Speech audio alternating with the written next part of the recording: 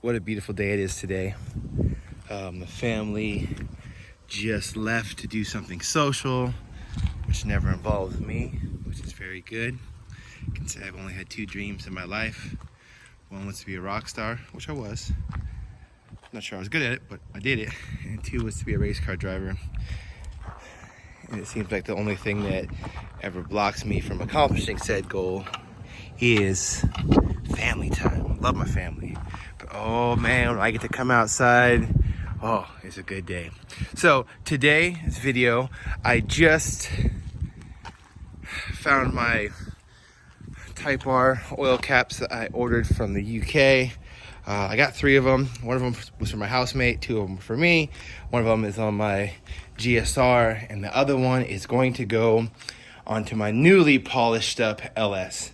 So today what I'd like to do is get a little dressy with that. I have some acorn nuts I want to put on, and I'll have that new oil cap on. I know it's a video worthy, but I also have a new brake booster. The problem with my wagon, what the brake booster is for, is that when I'd hit the brakes, the car would like almost sputter out and die. And so I think there was a hole in the brake booster. So my friend Cody with the CRX gave me his brake booster. And what I want to do is I want to take the brake master cylinder off and then polish the front of it before it goes in the engine bay, which also still needs to be cleaned up, but we're getting there little by little. All right, let's go.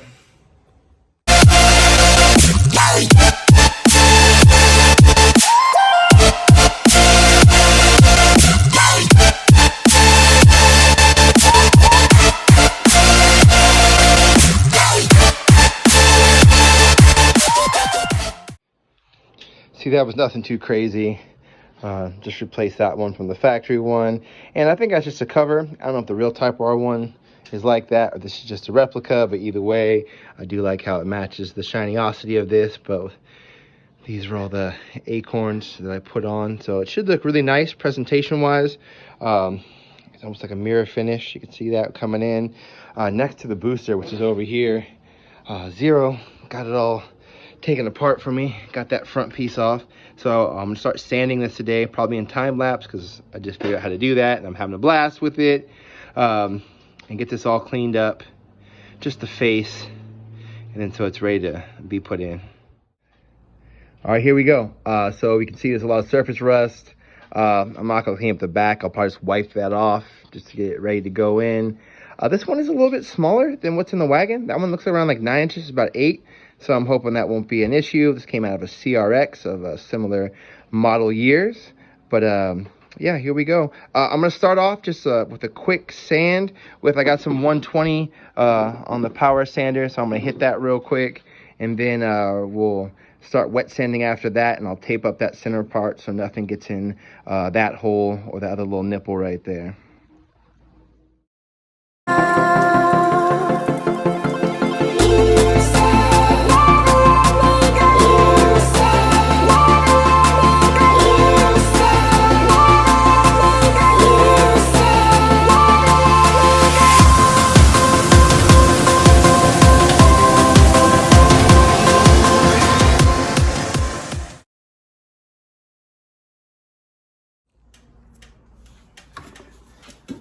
All right, so this is one pass, just one continuous pass that you see in the time lapse. So yeah, I mean, it's coming out pretty good. This is already pretty smooth.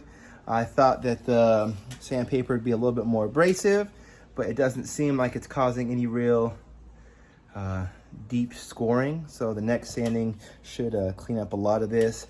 Yeah, so this will be taped off around here in this bad boy. And then we'll keep going. There's this really cool sticker on here. I don't know if we're gonna be able to keep that on there or not. I'm guessing not, but it says Master Power, made in Japan. Very cool. JDM parts, that's the real stuff. I still like Pussy Galore and the original James Bond movies. Slightly unrelated to the video. But yeah, so here we are. Bam. This is me tearing it up. See, nothing on the back. Back's gonna stay like this. I'll wipe it off a little cleaner, make sure it's degreased before it goes in there. But no one's ever gonna see that because that's always against the firewall. But I finished getting this lip as cleaned up as I could with that 120 grit. Taped off my little nipple. I like saying nipple. And I taped off this. I'll just try to stay away from that. So I'm gonna try to clean the rest of this up. Just get it all kind of one smoothness, get a little bit more of this paint out that I couldn't get out, especially around here. I have a bucket full of hot soapy water, and I have a plethora of sandpapers. So I'm starting with this one. This is a 400 grit. And then after we run through this, I think we're gonna step it up to the next one, which will probably be 800 grit. And then I'm hoping not to have to go too much higher than 1,000, but we have that. I think we have all the way to 2,000, but I don't think that'll be necessary. I think maybe 1,200. So I'll put it back in time lapse, and then we're gonna go to Pound Town on this, and hopefully it turns out super awesome.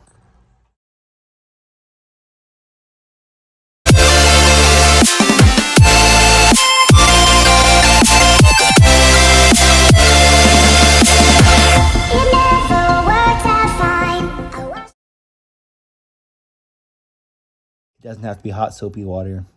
I just use hot water to help dissolve the soap better. So I use like a crap ton of soap to help the leftover paint and metal from building up in my sandpaper. I also learned that gloves are not going to happen, so I'm taking the gloves off.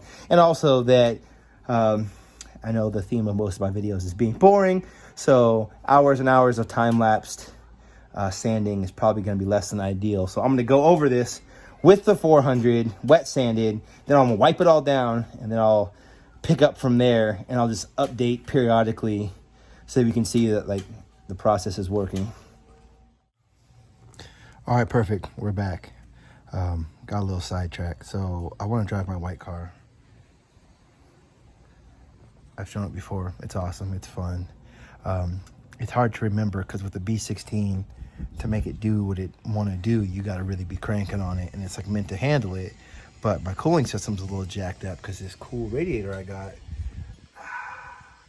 there's a metal like fan shroud behind it. Well, it wants to leak. So the problem is the petcock. And so my housemate got me a new petcock from the junkyard. He's like, hey, I got this one, but it's substantially longer. So we're going to cut it down, put it in, and hope it does not leak. Then all my problems would be solved, and I could start driving this and put my race car to bed so that I can change the air filter and the injectors and maybe the spark plugs to try to get that little lag that I've been having to go away. But the brake booster is going great. Got all the paint off of it. Got those 2 different spots I wanted to tape off, taped off. Realized that time lapse is really boring for hours and hours of sanding. So I'm almost done with the 400 grit, and then I'll bring it back into frame, and then I will show you after the 800, 1000, 1200, and then polished up. I wish I had more power tools for this, because that would really speed the process up. I mean, there's probably something to be said about doing it by hand, but I just want to get done. I want it to be shiny. I wish I could do the whole car like that, but I'd probably get pulled over more than I already will get pulled over for it being, police just being peanut butter and jealous of such a rad old wagon. All right, here we go. This is how it's looking after a full wet sanding with 400 grit. There's a spot that I want to show you guys right here at the bottom.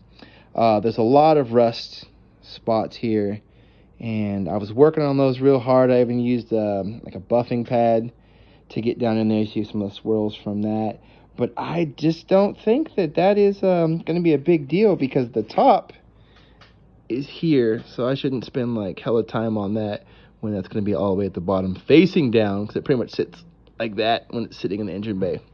All right, so we're on to the 800 wet sanding now. So this is after the 800. I think it's looking pretty clean. That's just because those rust spots are getting, which is fine. Let me just try and get in there. It's getting pretty shiny, pretty reflective. It just keeps getting smoother after the 400 and 800. So now we're going to 1000. I mean, it's got a nice shine to it. Comparative, that one still shinier. So that was 1,000 done. Let me hit it with that 1,200. Then we'll do a little polish with a pad and some polishing cream. Yeah, let's keep on trucking, people. Thank you for sticking with us. All right, I'm pretty stoked on this. Even this, I'm pretty fine with. But we do have some polish. It is for aluminum mag wheels and chrome. So I'm gonna try some of this out. Even though I think this is steel, so I'm gonna time lapse. I'm just gonna dab a little bit of this and just rub it in on a section. So we see it now. It's got a little bit of shine. You can see a little bit of texture in there, but we'll see if we get that a little bit more glassy.